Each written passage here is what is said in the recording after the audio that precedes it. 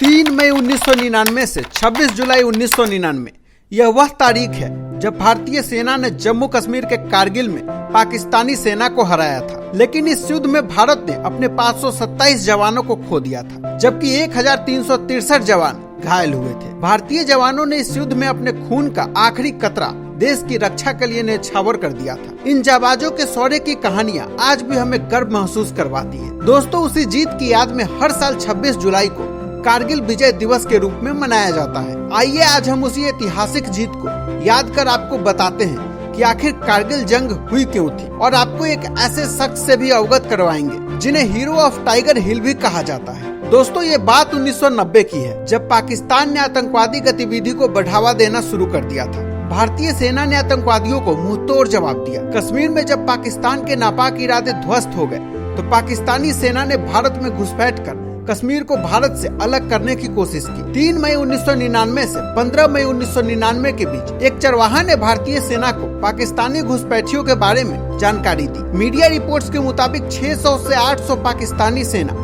LOC पार कर लद्दाख स्थित कारगिल को कब्जा कर अपना ठिकाना बना लिया। जैसे ही ये जानकारी भारतीय सेना को मिली, 25 मई 1999 को भारतीय सेना ने अपनी टुकड़ियों को कश्मीर रवाना करना शुरू कर दिया। ताबड़तोड़ हमले किए। इस युद्ध में 2 लाख से अधिक सैनिकों ने हिस्सा लिया। 31 मई 1999 को तत्कालीन प्रधानमंत्री अटल बिहारी वाजपेयी ने पाकिस्तान के खिलाफ युद्ध का ऐलान किया। 1 जून को भारतीय सेना को पहली बार युद्ध में कामयाबी मिली, जब भारतीय सेना ने 9 जून को बाल्टिक क्षेत्र की 2 अग्रिम चौकियों पर फिर से कब्जा किया। कप्तान विक्रम बत्रा और उनकी बटालियन ने 29 जून को टाइगर हिल के नजदीक 2 महत्वपूर्ण चौकियों पर फिर से कब्जा जमा लिया। 4 जुलाई को भारतीय सैनिकों ने टाइगर हिल पर झंडा फहराने के बाद भारतीय सेना इस युद्ध में बड़ी बढ़त बना ली थी। कारगिल वार में 527 भारतीय सैनिकों ने सर्वोच्च बलिदान देकर सरहद की रक्षा की। दोस्तों, कारगिल युद्ध के कई हीरो रहे। इन्हीं में से एक है परमवीर चक्र विजेता योगेंद्र सिंह यादव, जिन्होंने 1 नहीं 2 नहीं 15 गोलियां खाई, लेकिन दुश्मन से लड़ते रहे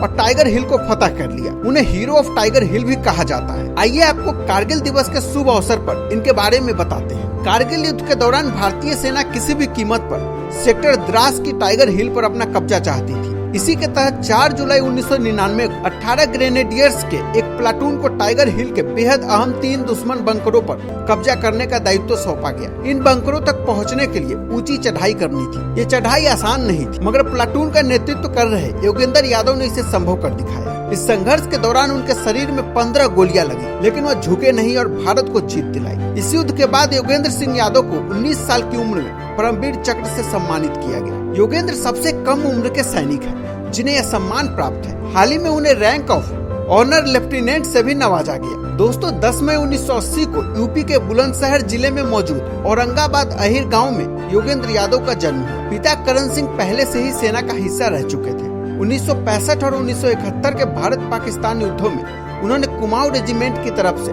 विरोधियों से 2-2 हाथ किए। पिता से शौर्य के किस्से सुनकर वह बड़े हुए और 1996 में महज 16 साल की उम्र में वो फौज में भर्ती हो गए। आर्मी ज्वाइन किए हुए योगेंद्र को कुछ ही साल हुए थे कि सीमा पर कारगिल का युद्ध छिड़ गया। 1947, 1965 और 1971 में लगातार हारने के बाद भी पाकिस्तान नहीं सुधरा और 1999 में एक बार फिर से भारत पर हमला कर दिया। इस युद्ध के दौरान योगेंद्र सिंह यादव को टाइगर हिल के 3 सबसे खास बंकरों पर कब्जा करने का काम सौंपा गया था। 4 जुलाई 1999 को योगेंद्र अपने कमांडो प्लाटून घातक के साथ आगे बढ़े। उन्हें करीब 90 डिग्री की सीधी चढ़ाई पर चढ़ना था। यह एक जोखिम भरा काम था, मगर सिर्फ यही एक रास्ता था जहां से पाकिस्तानियों को चकमा दिया जा सकता था। योगेंद्र की टीम ने रात 8 बजे अपना बेस कैंप छोड़ा और असंभव सी लगने वाली चढ़ाई शुरू कर दी। वो कुछ दूरी तक पहुँचे ही थे कि विरोधी को उनके आने की आहट हो गई। फिर क्या था, पाकिस्तानी सैनिकों ने भारी गोलीबारी शुरू कर दी। इसमें कई भारतीय जवान गंभीर रूप से घायल हो गए और कुछ समय के लिए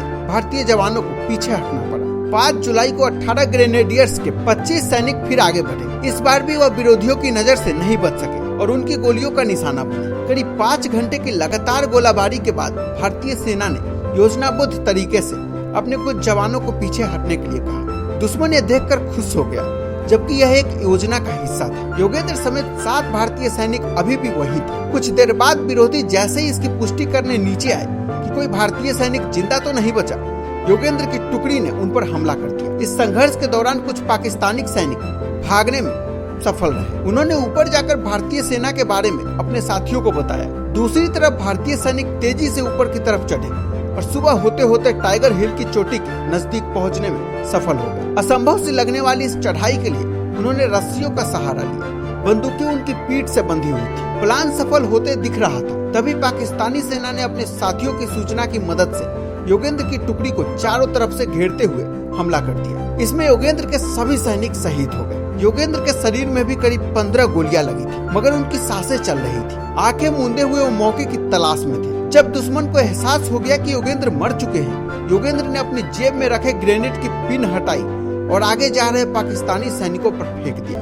आगे एक जोरदार धमाके के साथ कई पाकिस्तानी सैनिकों के चीथड़े उड़ गए। इस बीच योगेंद्र ने पास पड़ी राइफल उठा ली और बचे हुए पाकिस्तानी सैनिकों को मार गिराया। योगेंद्र का बहुत खून बह चुका था, इसलिए वो ज्यादा देर होश में नहीं रह सके। इत्तेफाक से वो एक नाले में जा गिरे और बहते हुए नीचे आ गए। भारतीय सैनिकों ने उन्हें बाहर निकाला और इस तरह से उनकी जान बच सकी और कारगिल पर भारतीय तिरंगा लहराया गया। युद्ध के बाद योगेंद्र सिंह यादव को अपनी बहादुरी के लिए परमवीर चक्र से नवाजा गया। वर्तमान में भी वो भारतीय सेना को अपनी सेवाएं दे रहे हैं। दोस्तों, आपका क्या कहना है परमवीर चक्र विजेता योगेंद्र सिंह यादव के इस साहस और बहादुरी के बारे में? हमें कमेंट सेक्शन पर जरूर बताएं। वीडियो को लाइक और शेयर करना ना भूलें। और अंत में आप सबको 24वें कारगिल दिवस की अनेकों शुभकामनाएं।